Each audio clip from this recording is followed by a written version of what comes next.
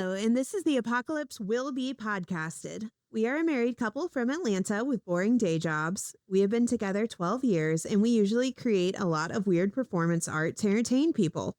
But we are trying our hand at having a podcast because we have had an obsession lately, and that obsession is Dungeon Crawler Carl.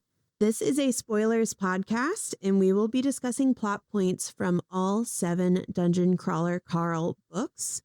You should not start this podcast until you have finished book 7. We will not be discussing anything from Patreon or the Pineapple Cabaret. There are spoilers from this point forward. Be warned.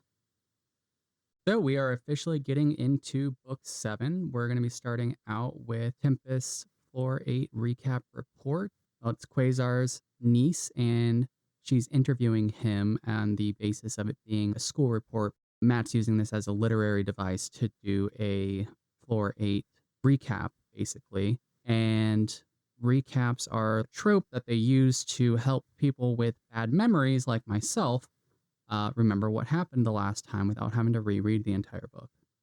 Well, it is a trope, but it's kind of a holdover from before times in some ways when there wasn't any internet and you couldn't track down all books in a series. So I personally was a poor kid in the 90s. And sometimes you'd be going to thrift stores and yard sales and you'd find book 2 of a series that looked really interesting to you. And you'd buy it and maybe one day you'd find book 1, but maybe you wouldn't. So you'd just go ahead and read it. And these recap chapters really helped with filling in the blanks. Or with some series like the Babysitters Club, there's 130 Babysitters Club books. So you're probably not going to track down all 130 and read them in order. Who would want to? That's way too many books. To each their own. I never read them, but I never had to worry about not being able to find a certain book in a series as a kid because I didn't read as a kid. Well, I read everything I could get my hands on, and that meant library books, yard sale books, and that did not mean that you would always end up with a full series at once. So you just have to kind of go with what you got. Fair enough. So this chapter is super fun. There's this great dynamic between Quasar and his niece. They're both extremely vulgar people.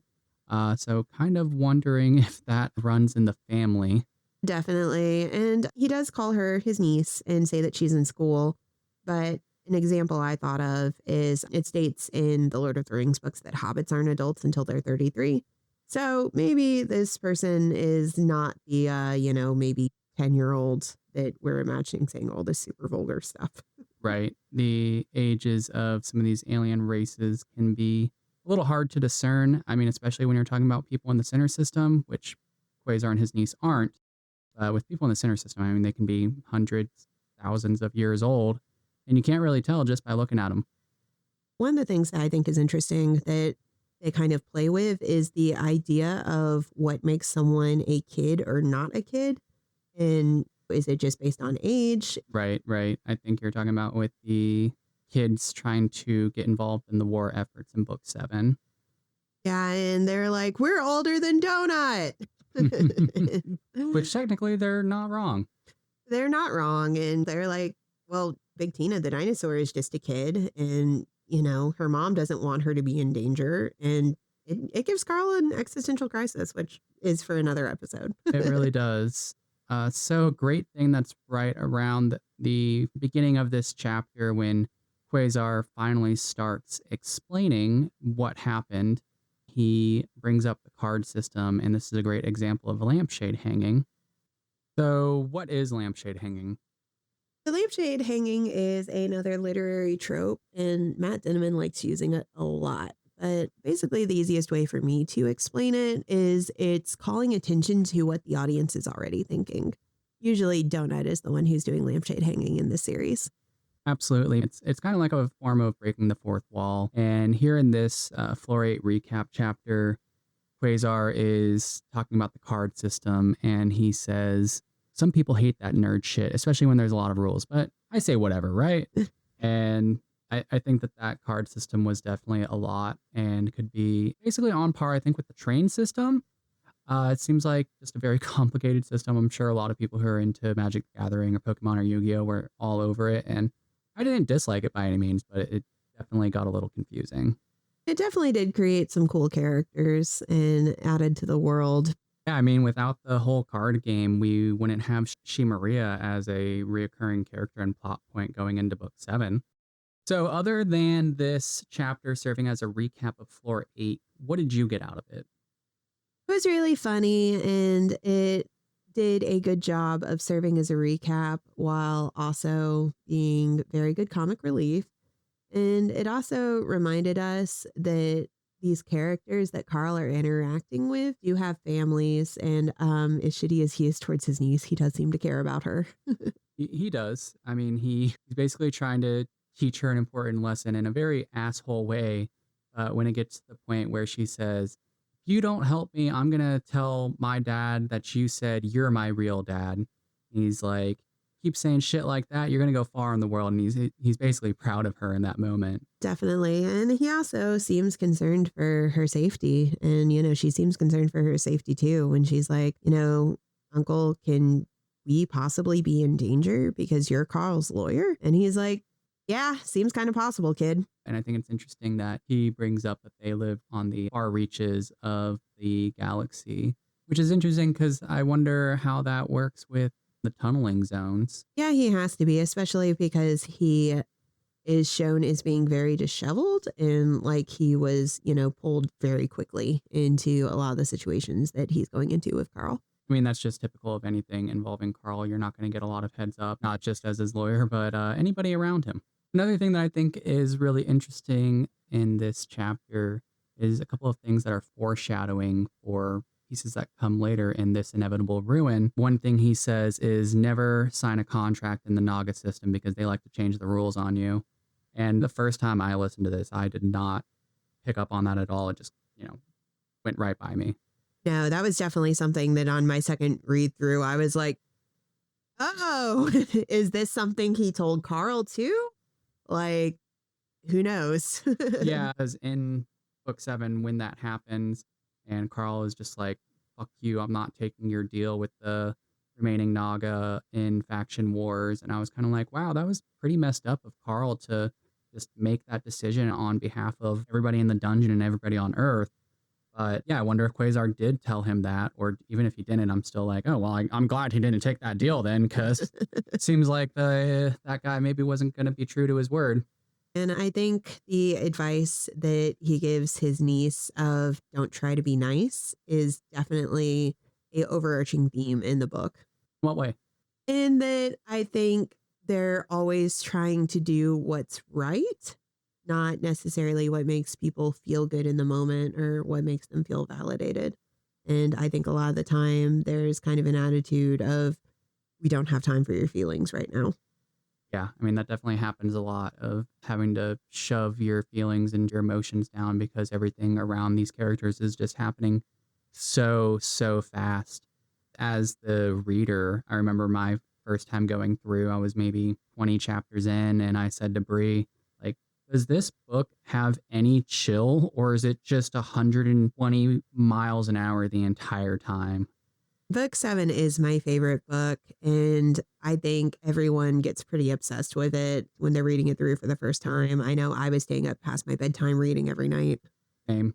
And then I wouldn't be able to fall asleep because my mind was racing with everything that was happening. So another great piece of foreshadowing that happened is when Tempest says, I like Louis. It'd sure be sad if something terrible happened to him this next floor. And it sure would be terrible if something happened to him. But, I mean, what happens to him isn't the worst. It's just a very stressful series of events. I mean, dying and having to have some of your parts replaced, I think that it's up for debate on if that's the worst or not. I mean, pretty bad. Yeah, but like he lives, I thought Louis was going to die. I mean, honestly, I thought more characters were going to die in book 7 than did. I thought that too, but I think that a lot of that credit goes to them working together as a team, for them having plans, and, just for their overall attitude of we're going to get as many people out as possible. There's a couple other points that we want to highlight, which come at the end of this recap chapter. And one of them is Tempest asks what happened with the homeless shelter. And Quasar says, oh, it was just a non event. Gee, a lot of people sure have said that, huh? Yep. I mean, when Carl gets pulled out of the homeless shelter and he's talking to Oren's like, yep, everyone was disappointed because it was just a bunch of bullshit. Yeah, people have said that enough times that that doesn't seem to be the case, but that will be our entire next episode. Which might is definitely going to be a longer episode. We'll see how long. It may even get broken up into 2 episodes. Another interesting point that comes up is she asks what happened with She Maria, and he says that nobody knows how that's going to turn out. And we definitely get a lot more info throughout book 7 on that. And they end up locking her away inside of Carl, so she's no longer like a danger or a threat. But it's interesting because he does still have the power to release her, but it's like a last resort, right? Yeah, lots of last resort scenarios they're kind of building up, like the Doomsday scenario. Yeah, he's just building this arsenal of cataclysmic level weapons that can unleash untold destruction and horror. I wonder if he's going to get any more of those. I would assume he is, but I will say that it was a little hard to start with prologues and that we're going to have a little bit more of a set structure with a lot of the episodes that we're talking about once we get out of the prologues and into more straightforward. This is chapter 1. Right. The prologue episode where we had to do a lot of research and a lot of digging between all of the books to be able to accurately go through it in the next episode. One of the last things we want to do today is talk about a couple of our favorite quotes from this chapter. I was going to do some lampshade hanging of my own and say, Carl, you've complained about how much research you had to do for this next episode twice. It'll make you seem whiny. Well, I am whiny, and that's something that you're all going to find out. Bree, what was your favorite quote from this chapter? My favorite quote from this chapter is, they can all really die now. It's going to be a shit show, an epic, but sir, you haven't taken a bath shit show. That was fantastic. And then mine comes pretty much right after that. Tempest twisted a pipe and cursed as the whole unit came out. Mother horse fucker penis basket, she exclaimed. Don't worry, kid. The sink doesn't even work anyway. More of an art piece. Yeah, they keep having her fix the sink, which it doesn't seem like A, works, or B, he even uses. So this is very bizarre. The whole sink part is bizarre, but very in line with the rest of the series. We talked before we started recording about if we were going to have to bleep things for monetization or not. And I will admit, I still have not done the research on that. But I think it will get a little out of control if we have to bleep things because we are trying to give direct quotes whenever possible. And there is a lot of curse words in this. In this chapter, Quasar calls Tempest's teacher old anal beads. Another great example of the profanity in this series. And with that, we have wrapped up episode 1, the first official episode of our podcast. And it's very exciting. Thank you all for listening to The Apocalypse Will Be Podcasted. And next week, we are going to have a lot to talk about. And as we keep winding, we did a lot of research. Sure did. New achievement. You've listened to another episode of The Apocalypse Will Be Podcasted. We release new episodes every Sunday. Visit us on our website to find all our podcast platforms, rss.com/podcasts/The Apocalypse Will Be Podcasted, or follow us on Apple Podcasts, Spotify, YouTube, the iHeartRadio app, or wherever you get your podcasts.